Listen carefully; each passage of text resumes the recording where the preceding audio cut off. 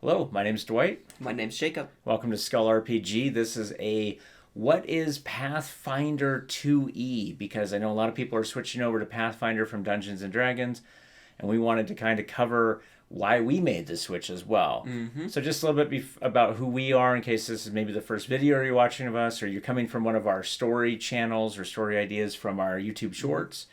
My name is Dwight. As I said, I've had about 20 plus years of game master experience. I started on D&D 3.5 back in early 2000s, maybe around 2000 itself.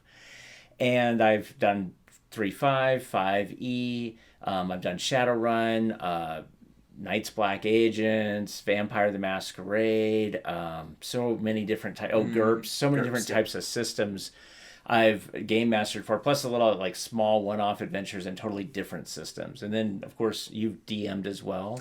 A little bit. So a little bit in 5e. Then when we switched over to Pathfinder, I've been DMing Pathfinder. Right. And so one of the things I want to tell you right off the bat is that I was a big fan, still a big fan of D&D 3.5, but it is incredibly complex. Like, yes, tons of rules. If you don't understand how, like, the grappling rules are about a page long. To do a cleric turning check in 3.5 is painful. It's a chart in the middle of the book and a chart at the end of the book, and then there's also, I think, maybe a third chart in the cleric section. It is all over the map.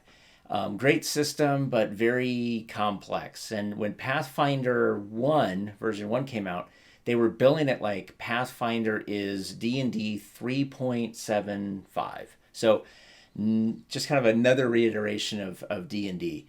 And so we're going to talk to you about Pathfinder 2e and kind of why we made the change.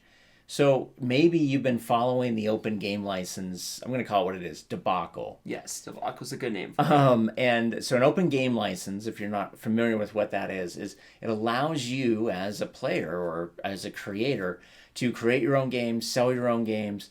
This is why there's like a Rick and Morty game and like almost any kind of game you can think of based on a D&D 5e set. And what's really cool about that is like you don't have to pay Dungeons and Dragons to do that. You can kind of use their rules for free. Pathfinder 2e has the exact same, actually it's got a better open game license. Yes, it does. And what happened is version 6 or D&D One is coming out. It's kind of like Xbox One. It's like version 4, but in reality, we're going to call it. Anyway, it is what it is. And so what you have happening is D&D 6 or D&D 1 is coming out. And there's been this back and forth over what you can do. How much do you own? If I created a module and I sold it on DriveThruRPG or like itch.io or something, like any of these sites that you can sell your own stuff on, or creating something through Kickstarter, right? Yep. Absolutely. Or even a Patreon, right? Even having a Patreon would not be allowed in the first rendition of the open gaming license. So they went back and they rewrote it, and then it was kind of sketchy on whether or not it would be allowed, and they've rewritten it 5 or 6 different times now, and there's a few of extortion attempts in there for creators. Right. At the end of the day, it's also one of those, like, if you make so much money, then we care, but we don't if you don't. And it becomes really problematic. Like, how are you reporting this? How are they finding it? At the end of the day, a lot of these things were based on the idea of, hey, here's a gaming system. Go make your own stuff. Like the original Gary Gygax stuff from the 70s, D&D version 1, which was just called Dungeons and Dragons. Literally, there was modules that were just a mess. Let's just be honest about those. But it was like brand new, so everything was a mess. And you were just encouraged to build your own stuff. And in a lot of ways, our channel is designed to help dungeon masters not play through a pre-made game. Correct. But to really just play whatever game you want to play with it.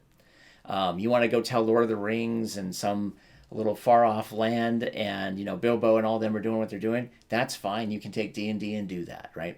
And it's actually a lot of how D&D 5 was really built, was to allow that sort of thing. Well, D&D 1 is potentially not going to be built that way. D&D 6 I know it's really complex. It's very confusing. D&D 1 and D&D version 6 are the same thing. It's very confusing. Yeah, well, anyway, they were trying to build it as this is the only version we'll ever use again, and that's not going to happen. We all know that's not true anyway.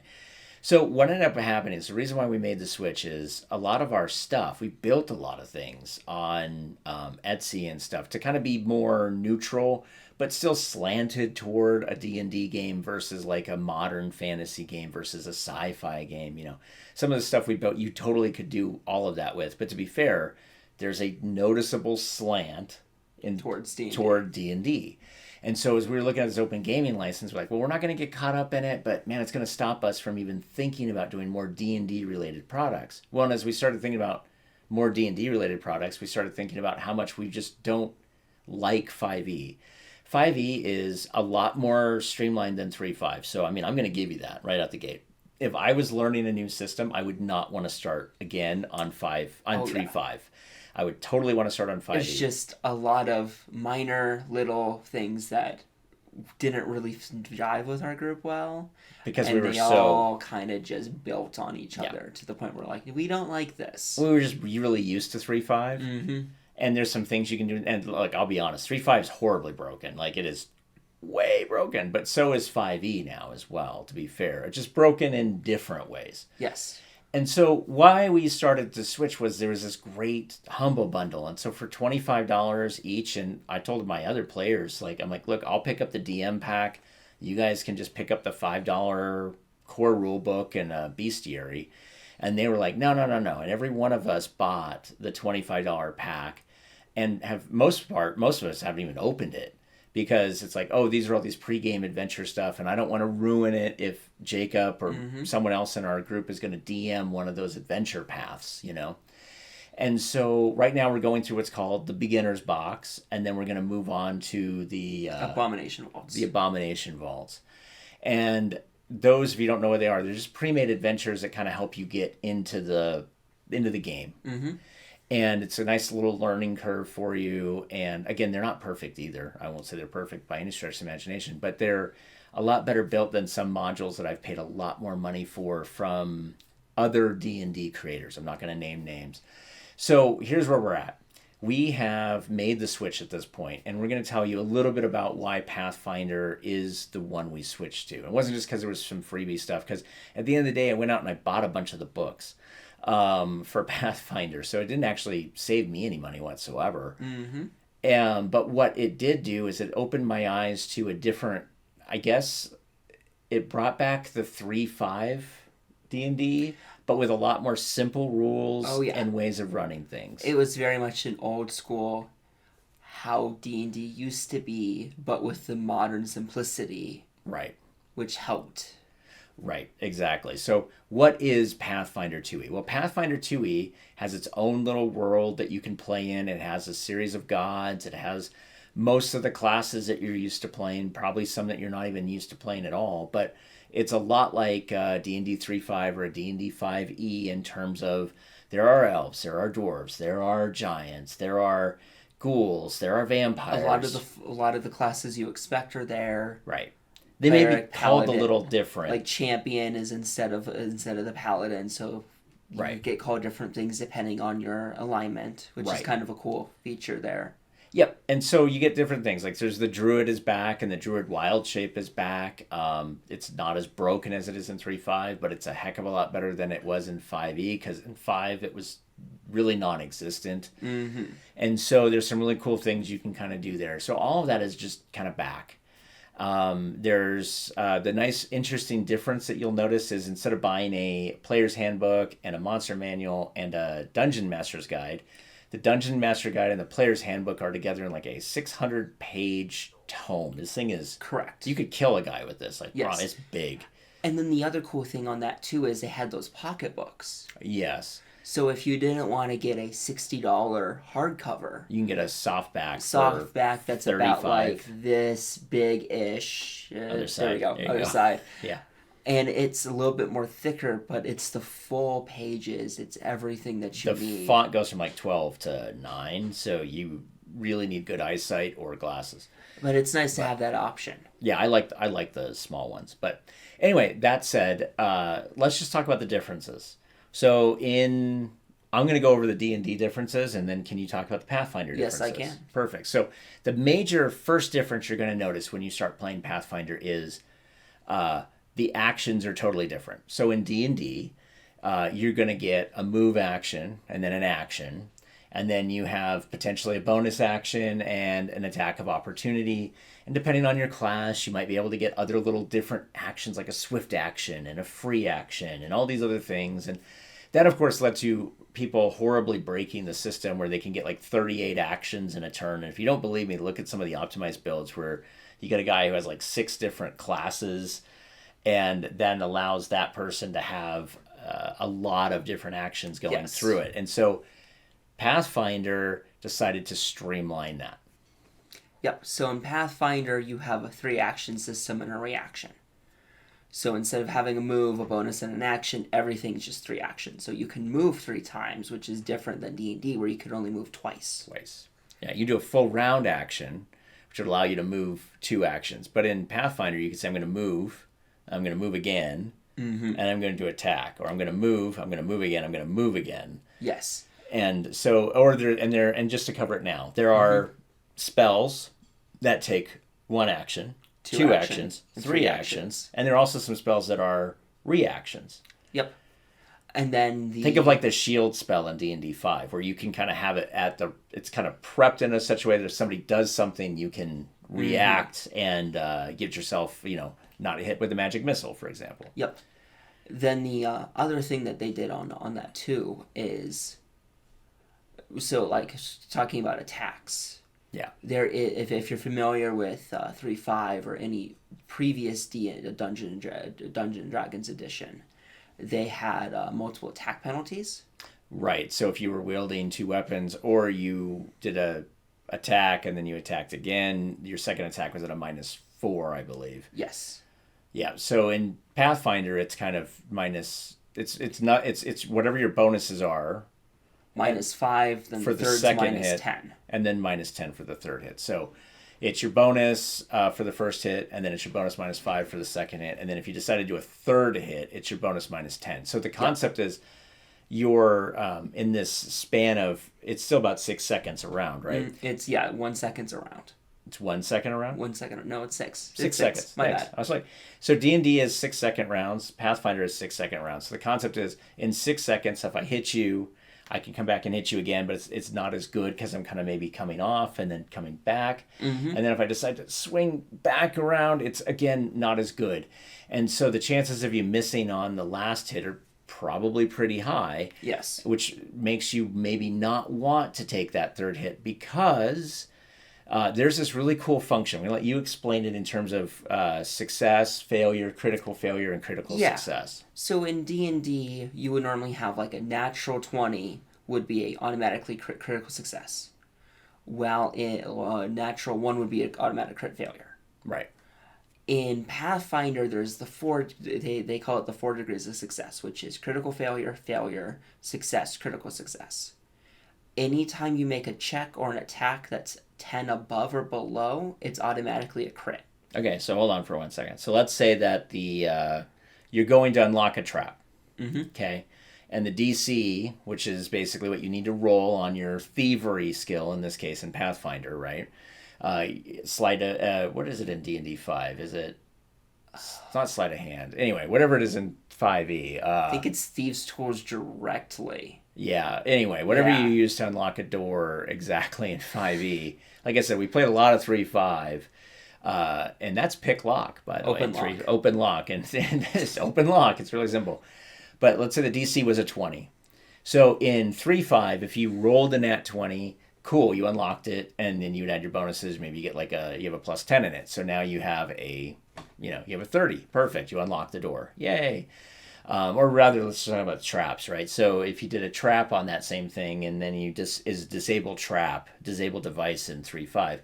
So you rolled a disable device, or I think it is sleight of hand actually with your thieves tools. Might be. And so then you rolled a nat 20, and it was a 20. Of course, you're going to succeed. But here's the deal. Let's say it was a 30. Just make like the math easy. So you roll, you have a +10. So in order to actually get it done, you're going to have to get a critical success in order to do it. Totally fine. But in D&D, if you failed it by more than 5, you would set the trap off, at least in 3.5. And so if you rolled like a 15, you were safe. because you didn't unlock it, but you didn't set off the trap. But here's the fun part. If you did, let's say you rolled a 5, so you got a 15 on it, you set the trap off, everything was fine. If you rolled a nat 1, you still set the trap off, that's what's going to happen. You didn't really critically fail because it's just a failure. Now, in Pathfinder, on the other hand, and this is even true for spells, which is kind of crazy, certain spells will have a crit success, a failure, and a crit failure. You still take effects on most spells on a success. Right. So it's just like that. So I cast a fireball. You do a reflex save for half. Well, let's just do the same thing. So in Pathfinder, same sort of scenario. Maybe not that exact spell. Each spell has their own little table, but the same sort of idea. Hypothetically, the fireball on a failure you take full. On success, you take half, and on a crit success, you take nothing. Right, but on a critical failure, you take double. You could take double the damage. And so, like, all these spells, and you have the same thing for you're going to go attack a thing.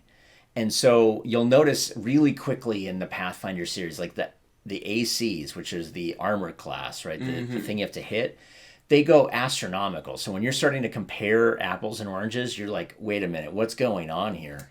And let me show you that really quick. So let me just show you. So we've had this whole thing up here for a reason. So I'm just going to search the word ghoul. I want to show you so here's D&D Beyond, ghoul, hopefully.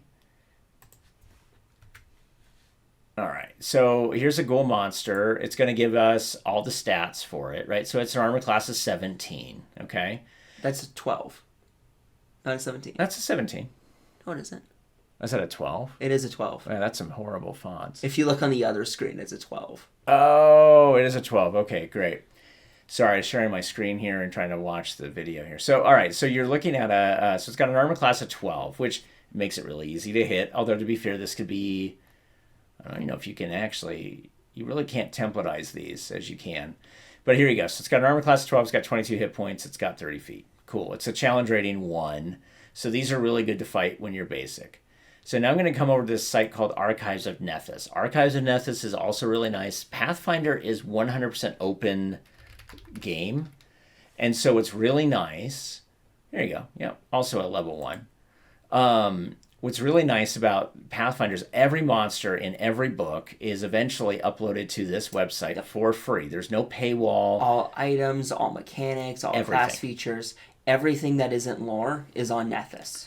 And if you're unsure about something, you can literally just hover over. Here's what a religious roll will get you. Here's what your recall knowledge, which is kind of like a knowledge roll. Yes. Specified lore. So if you have a lore specifically in it, like here you go. So, and then they kind of tell you like, here's an elite ghoul if you want to create one of those. Here's a normal ghoul, and here's a weak ghoul. So it gives you some ideas on how you can kind of create it. But right now they're telling you this is a normal kind of ghoul. So here you go. It's got so what I wanted to show you was its AC is a 16. Its health is a 20. So a little different. But a level 1 having an AC 16, if you're used to D&D 5 rules, might seem like, oh my goodness, how in the world can anything even hit this? So the thing you have to understand about Pathfinder, and the big difference between Pathfinder and 5e, is basically a result of 3.5. So let's talk about D&D 3.5 for one quick second. So D&D 3.5 was all about magic. Yes. If you were a fighter, you were screwed at like 8th level. Just retire your characters. They can't do anything. The wizard, he doesn't have as many hit points as you, but the wizard's more of a fighter than the fighter is at 9th level, which is scary to think about. And something like a cleric or a druid, there was a tier list. Nuts.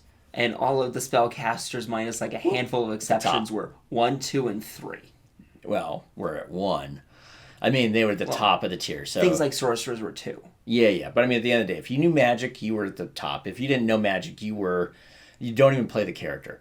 And so one of the things that Pathfinder really wanted to rectify was, man, I would love to play a fighter and actually have that fighter be viable until like 20th level, or at least like 16th level. Mm-hmm. And so that's what they did. And so at that point, everything just started amping up. Yep. Now, if you're used to D&D 5, it's like no magic weapons until you're like, what, level 5, level 10, something nuts? It's ridiculous. Yeah. Pathfinder, they're like, hey, magic weapons are starting like level 2, level 3. Mm-hmm. We need to get you as fast as we can into getting more and more stuff because these monsters scale quickly. And then the other thing to take, so if you're familiar with 5, you have a proficiency bonus, which only gets to level +6 to your stuff at level 20. Yeah. In Pathfinder, you're adding your proficiency bonus to almost everything, and it's your level. So right. So for the ghoul, one of its AC points is its level.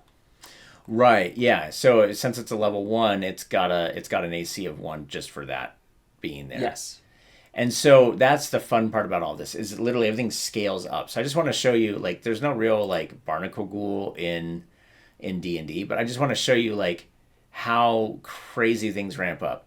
So that is a 28. So a level, what is this? A level 9 monster has a 28 AC. That is just not a thing that happens in D&D 5. Or the reflex being 21. Yeah, a reflex save of 21. You're thinking, how in the world am I going to hit that? Which for 5e would be a dex check.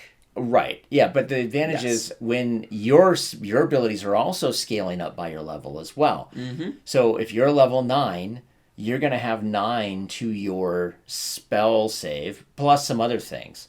And so it's actually not as bad as you think. It is very heavy, math heavy though. Yes. Pathfinder is. Now, that said, that kind of gives you an idea. Like Pathfinder's a lot more crunchy. So if you have a group that likes to do combat, here you go. This is it. Yes. Three actions. Everything's pretty simple. You just look and you see what actions it has. I'll show you that really quick here. So its melee has this little like icon. This icon is single action, as it says, and this icon here is a double action. So 2 actions worth. And then if there was 3, there'd be three little things. And so it just tells you like, so if he wants to do something, he could move 25 feet or he could swim 40 feet. He can then use this ranged water jet ability against you. Yep.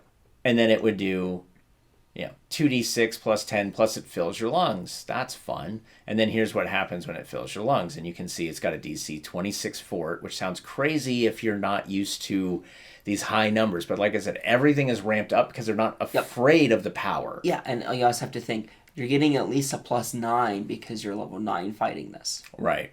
That's the other thing I want to call out really quick, and then I want to show you like how you can manage this pretty quickly between these two.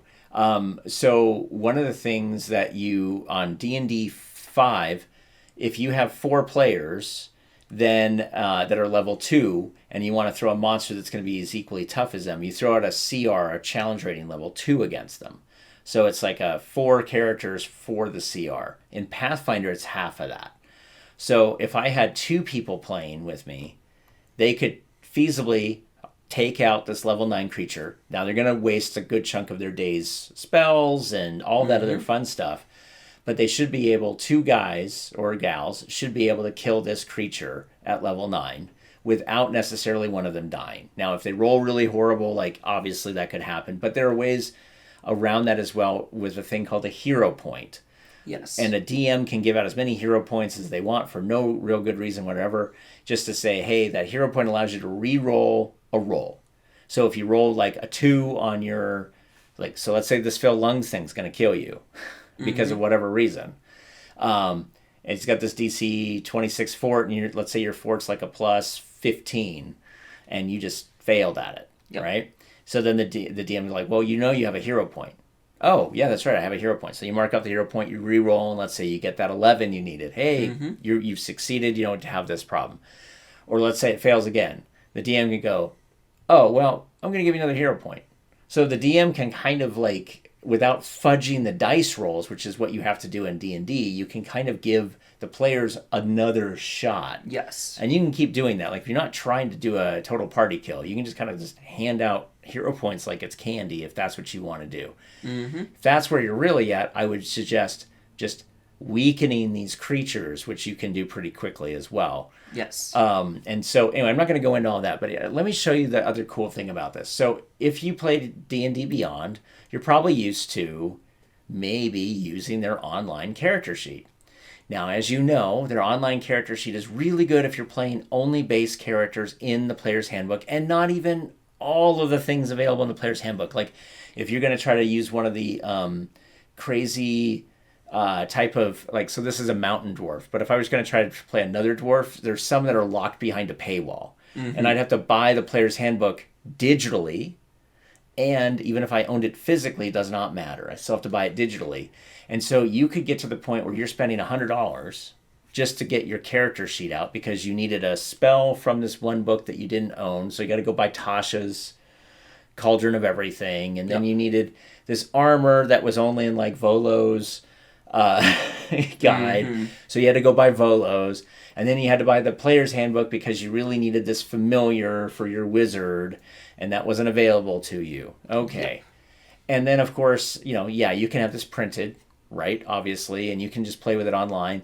It doesn't really, like, to my knowledge, it might, but I don't remember this having a mobile app to it. Like, I could use it on my phone, but it's hard.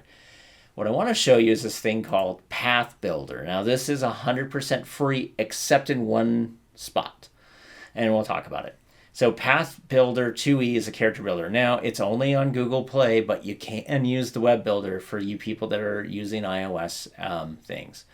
The nice thing is you can just continue on here. And you want to save your character. That's fine. And what's really cool about this is it literally lets you choose your abilities, your skills, your classes. And it's some of the easiest things in the world to use. So I'm going to hit accept on this. And so you can come in here and you can kind of see, like, here's what you can be. Goblin's a new one for you. But, and you don't have the orc or the half orc variants. Yes. But so there's like some differences, obviously.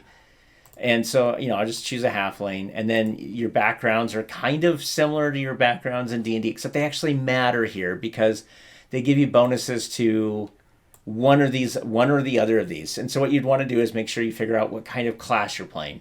So if you need con, you may want to be this barkeep because you can do the con. If you're doing something like say you want to be a sorcerer, and you want to have a little bit more health, you could choose this barkeep and put it in the charisma and the constitution. Yep, because you'll get an additional free on top of that. It just... Yep. One of them has to be in con or charisma. Right. Yeah, so you choose it's in charisma because you're a sorcerer, and then you could choose wisdom or whatever you wanted instead of the constitution. Yep. Or you could say, I want them both. And you can literally... And notice here, these are like different little books over here. And so you don't have to buy any of these. Like, you can just come down here. This is an uncommon little deal. This is the chosen one. This is rare. So this is kind of one of these things where it's like, well, maybe you should check with your game master, your dungeon master, to make sure that they'll let you play the chosen one, or a circuit judge. But they shouldn't care about you, being any of these code breakers or something else. And they might, though, depending on what kind of world you're in. Mm-hmm. So whatever. You just choose something weird, and and you hit accept. And then your fighter, here's your classes. And look, so like Gunslinger is not, from my understanding, is not in the normal book. Gunslinger is not in core. Yeah, and so but it's here. Books. But it's here. Yep. And it's free. Like, I don't have to pay to be a gunslinger. Like, and I would have to pay if I was in D&D Beyond. Yep. And so you can choose whatever you want, right? We were saying sorcerer, right? So let's just do a sorcerer. Okay, cool. And then so now, like, literally, they're showing you, you just choose which one you want. So we're going to choose charisma, and because of our race, here we go. And you can kind of choose differently if you want. You can override the ability scores at any time. And we want that in charisma. We want that in constitution. So there you go. And then at the end of the day, we want our free bonus in charisma and con, and let's get a little bit of dex and a little bit of strength. Cool. And there we are. And honestly, guys, we are almost done with our level 1 character right now. And this is the crazy part. This could be on your app if you do the app, or you can have it here and you can print it out. If you do it on the app, or even here, this is the other cool part about it. This is a dice roller. Oh no, that's the actual thing. Let me see if I can get a character running here. If you click back on that, you can roll. Oh, can I? Top left corner underneath Arcana. Oh, there you go.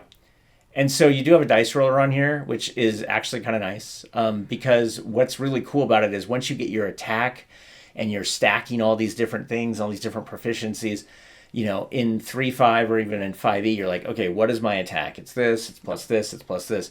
Well, if you're playing online or on your app as well, you have the ability at the dice roller, and it will auto-calculate. I'll show you one. Here's this lore, you're already at +3, right? So if I come here and I hit roll. All right, so 14. It also tracks like class features that would give bonuses to weird things. Yep. It tracks feats that would do the same thing. Yep. So it's really nice in that regard. And so so the only thing it's not going to track is like if you have a bard in the party and they're boosting everybody. It's not going to track that. So you might have to add the +1 to the damage or something. But at the end of the day, you're not having to do like, okay, wait, I get a +3 from this ability and I get a +2 from this feat and I get a +1. Like, oh my God, my head is spinning. No, you can just literally use this app for free. And the only paywall here is familiars and pets. Yes. And so, and then just note, you would have to pay, as it told you, you would have to pay here for $5 or $5 on the mobile phone, or if you want it in both places, it'd be $10, which is a heck of a lot better than buying the player's handbook, digitally buying the player's handbook, buying a monster manual, digitally buying the monster manual, back and forth just to do some stuff, okay? So, look, I'm gonna make sure we haven't missed anything that we really wanted to cover. I know it's a long video; we're over 30 minutes right now, but that's about it. I think we've covered literally everything in here. So, before we go, I just want to show you, like, look, the costs of the books are about the same. You can buy the mini versions for a lot cheaper, and they're paperback. I enjoy them. There are digital versions. There might be another Humble Bundle. If you don't know what that is, literally just go to humblebundle.com and just kind of subscribe to their email, which is what I do. And then they just there's a lot of RPGs that come out on that. There's a lot of games, like video games, that come out on that. A lot of Steam games that will come out on that. So if you're into gaming whatsoever, you should be on Humble Bundle anyway. But the nice thing is, here's the nice thing. The one piece that I want to leave you with. The company that makes this, Paizo, has committed to hiring a set of lawyers to create an open game license that will last in perpetuity, meaning forever, and make it so that they even can't break it, or if they sold the company, that the people who bought the company can't break the open game license. They are 100% committed to just really crazy things where you can literally come up here and a lot of the same monsters you guys are used to. Like here's a giant. Here's all the different types of giants. There's different, some of these giants you're not used to, which is cool. But like a storm giant's a storm giant, right?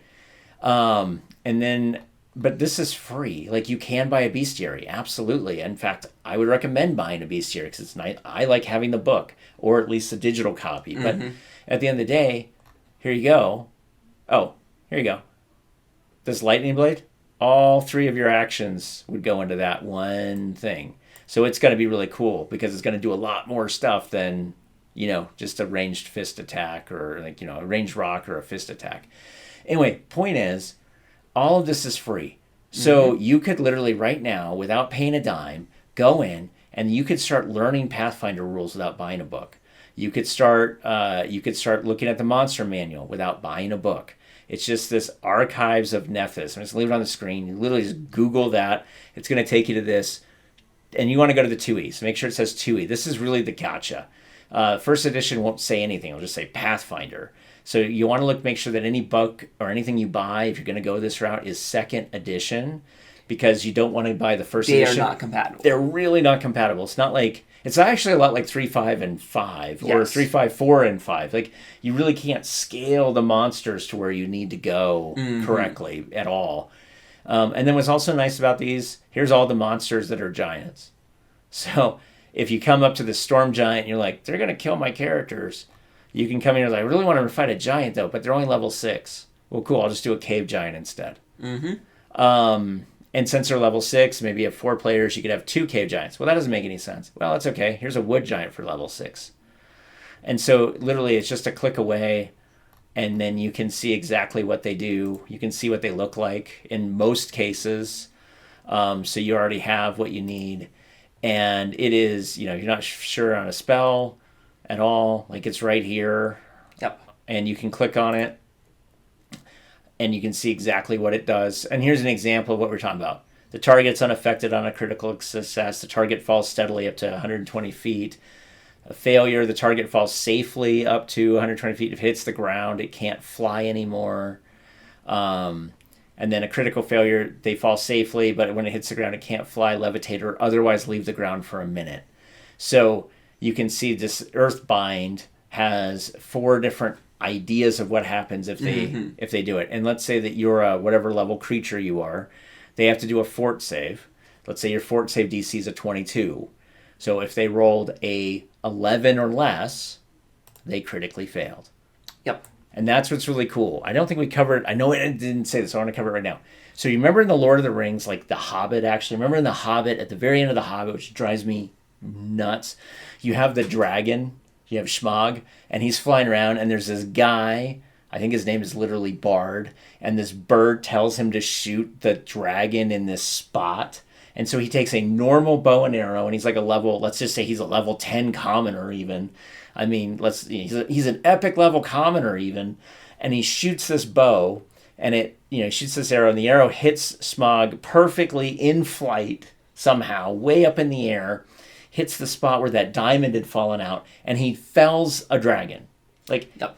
Boom. Okay, so in D&D that could happen on a nat 20. Totally. In Pathfinder, even if he rolled a nat 20, it raises it up to 1 degree of success, but because it's below the 10, it would be a crit failure. So let's have this conversation. Let's say that the AC on this ancient red dragon is 86.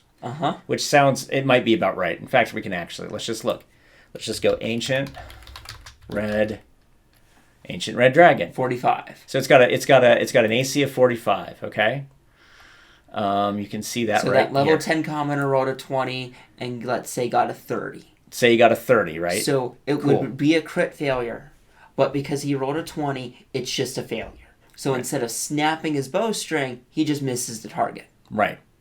So it allows you not to have, like, as you were saying, in D&D 5e, you could have a Tarrasque, which I don't know if you guys know what a Tarrasque is. If you don't know what a Tarrasque is, go look it up. It's like the largest, there's only one per material realm. It's a level 24 or 20 monster. Yeah, it's huge. And you could have level 1 commoners sitting on a magic rug or having fly somehow, pinging it to death because it doesn't have range attacks. I'm not sure if I can spell Tarrasque. 5, I think it's TARQ.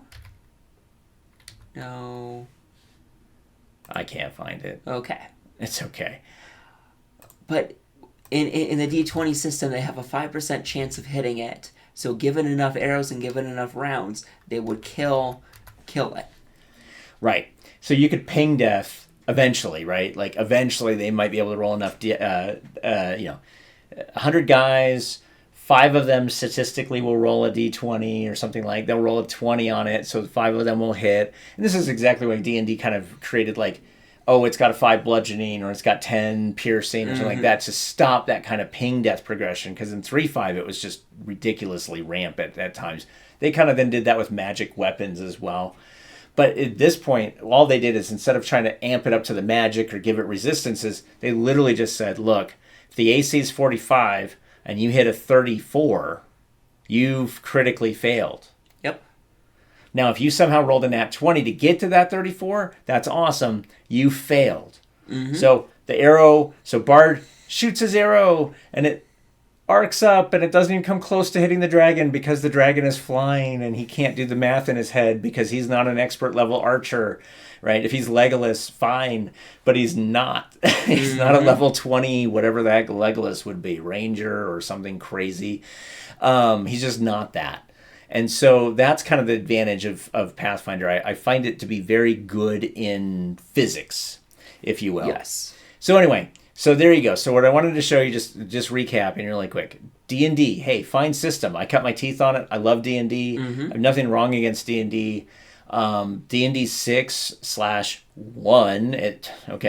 D&D 6/1 is going to change the game. It's going to, if you haven't looked into that, you can just go ahead and just Google that. You can actually download a free set of the rules right now. You can kind of see what they've done to all the characters. You can look up the open game license, and you can make that a call. If you're at all looking at becoming a refugee out of D&D and moving into Pathfinder, I hope this video has been very helpful to give you an idea of what you can do. But more importantly, what I really hope you find useful is the ability to create any kind of character you want for free, except minus pets and animal companions and what's the other one? There's a few familiars. Familiars. There's maybe a couple other things that might be locked, but I would say 95 to 98% of everything is free. Right. So here's like all the feats, and then one cool thing here. See how it's grayed out? It's because you don't have the prerequisites to get it yet, so you can only look at the stuff that's here on the app on the phone. It's a different color, and then these change colors on the app, so you kind of know like, oh, I don't have the ability to actually get this. I don't have the prerequisites. A Fey influence and the level. Well, yeah, you need a 13th. It's a 13th level. You need to be 13th level, and you need to have Fey influence as a feat before, right? And it's rare, so you probably should talk with your DM about even picking it up at 13th level. But you got your halfling luck, which many of you remember what that looks like. But you have all these other options, and so you can choose whichever one you want, and you can just apply it. It's literally that simple. And then your heritage. Again, remember, heritage is kind of like in D&D 5e, very similar thing. They do different things for you, but some of them would be locked, paywall locked. So like the best ones on D&D were always paywall locked. You always had to go with the lesser one, or unless you were in a specific build, you were good. But like many of the ones I wanted to do, I was like, I'm not paying $35 for the player's handbook I have on my shelf behind me. Mm-hmm. So what's nice about this is like it doesn't matter. You can just do it, and they're accepted. And then anything that these change automatically get put in here for you. There's nothing else you have to do. And then these guys get a bloodline, which is kind of weird, but there you go. And you level an app, so it's literally just it's even easier than creating your first level. Yeah, because here's your second. Here you want to create a second level guy. Here's him with the familiar. Let's just give him counterspell. Cool. And let's give him a feat. Again, here's all the feats I can use. It doesn't really matter. I'm going to do this recognize spell, which is that's a reaction. And there you go. And he is now leveled up. And then there's a certain spot in here. I mean, I'll let you guys figure that out. I'm not going to go over this. There's a certain spot in here where you can basically tell it. See, it says Sorcerer 1. We can tell it, no, you're actually... There you go. There you go. Level 2. Now you're level 2. But you can AC went up. Did you see that? I'm going to go back. There's your AC. Your AC went up. Anything else that was supposed to go up goes up. It applies these effects now. Yep. It's that simple. You can prep your character out to level 20. It's 20, so... Yeah, I built a fighter in about 2 hours, not knowing anything about the fighter whatsoever, just literally reading every skill that they could do and just kind of picking based on what I wanted to do with it. And I built that guy up to level 20. We're just starting him. He'll be like level 1 next week, but at the end of the day, or 2 weeks from now. But the cool part about that is like, if I don't like what I was going, or maybe there's something else, I literally can just come in here and go, so I chose this one, and I'm looking at it and coming to level 5, like weeks later, I'm like, he's not going to use that at all. Like, he might use this instead, And so I can accept it, and literally it's that easy just to change your character out. And then their abilities here, like this magical fortitude, this auto applies at this level, and this is basically their class feats. It just auto applies them for you. There's nothing you have to think about or do, and at any time, as you can see, if you're not sure what it is, you just click on it and you can read it. Yep. And it's literally, it's that hard. Like, you don't know what deception is? Cool. And then here's what you can do with deception. This is nice. You can create a diversion as an action. You can impersonate and lie without causing an action, or you can feint if you're trained in this. And there's little training things up here. I'm not going to get into all of that, but if you're trained in a skill, there's certain things you can do. If you're untrained, there's other things you can do. If you're unsure at any time of what you can do, you can literally just click on any of them and see what you're able to do with them. It is absolutely amazing the amount of tools they've built into this, where if I'm in here, I don't know what animal handling does. Cool, here we go. But what skills can I do with the animal handling? Like, are there any actions I can do with the animal handling? What can I do it? How many actions is it to ride an animal? And is it a move action to jump on the animal, or is it an action to jump on the animal? And that's all up on the GM's discretion, while Pathfinder is a little bit more fleshed out. Yep. Yeah, Pathfinders, it'd be an action, right? Like, so I knew I want to ride an animal. Cool. Well, then it's an action to get up on the animal. Done. You're in. So, anyway, I'm going to stop here. I mean, I really appreciate you guys if you've made it this far into the video. Thank you for being a trooper. And I hope this is really helpful for you. If it was, give us a like, give us a share, give us a subscribe if you want. And really, at the end of the day, what would be nice is if you visited some of our shorts. A lot of our shorts give you ideas as a DM, just little things that you can do with any of these Pathfinder monsters. We're working our way through. We've got, I don't know, maybe 100 or so of those monsters covered. Maybe not that many yet, but we probably will by now here shortly. So, guys, check us out. Love to you guys, and we'll see you next time. See you next time. Bye.